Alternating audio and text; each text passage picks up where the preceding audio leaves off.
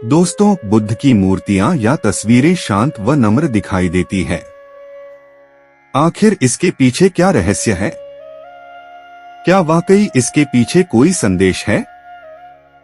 आइए जानते हैं। आपने महात्मा गौतम बुद्ध की कई तरह की मूर्तियां या तस्वीरें देखी होंगी, लेकिन सभी मूर्तियों और तस्वीरों में वे शांत दिखाई पड़ते हैं। साथ ही मूर्तियों में बुद्ध विभिन्न मुद्राओं और कुछ हस्त संकेत के साथ भी नजर आते हैं। क्या आप जानते हैं कि आखिर क्यों सभी मूर्तियों में शांत नजर आते हैं? बुद्ध की मूर्तियां क्यों शांत और नम्र होती हैं? बुद्ध बचपन से ही शांत और गंभीर स्वभाव के थे। उन्हें बचपन में खेलने कूदने से ज्यादा एकांत में बैठने और चिंतन करने में रुचि थी। इस कारण उन्होंने सांसारिक और पारिवारिक मोह का त्याग कर दिया।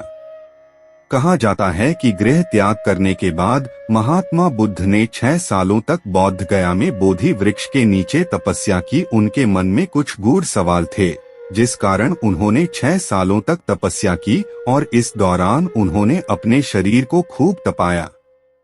बुद्ध की तपस्या खत्म होने पर उन्हें सारे सवालों के जवाब भी मिल गए और दिव्य ज्ञान की प्राप्ति हुई। जब उन्हें उनके सवालों के जवाब मिल गए तो उनकी सारी इच्छाएं, मोह, क्रोध सब कुछ मिट गया। इसका कारण यह था कि उन्होंने खुद पर जीत हासिल कर ली थी। इसके बाद बुद्ध के मन में कोई नया विचार उत्पन्न नहीं होता था। यदि कोई विचार आता भी तो उत्तर भी बुद्ध के भीतर ही मौजूद होता था।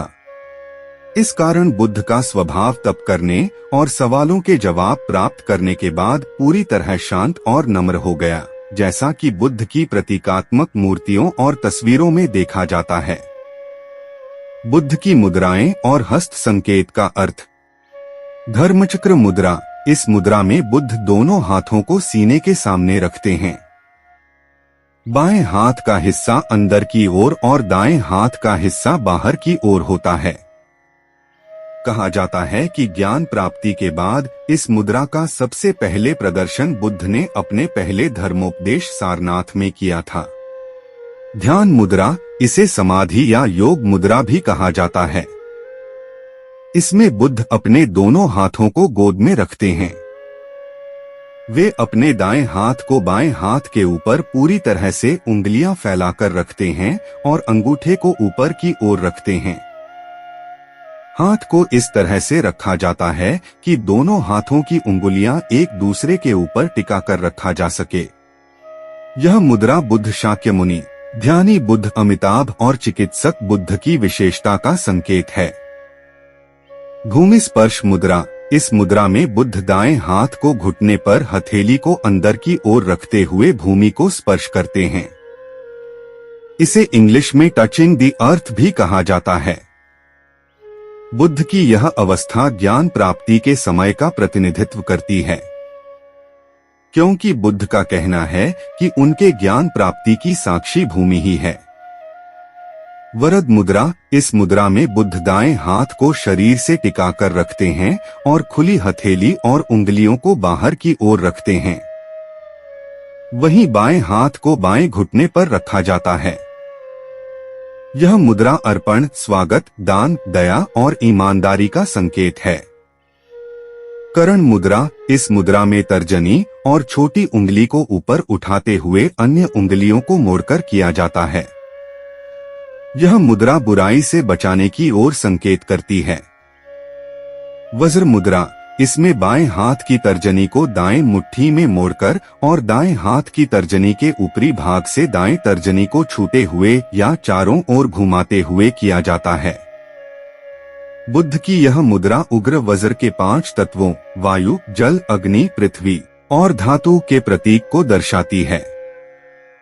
वितर्क मुद्रा। इस मुद्रा में बुद्ध अंगूठे के ऊपरी भाग और तर्जनी को मिलाए हुए होते हैं और अन्य उंगलियां सीधी होती है।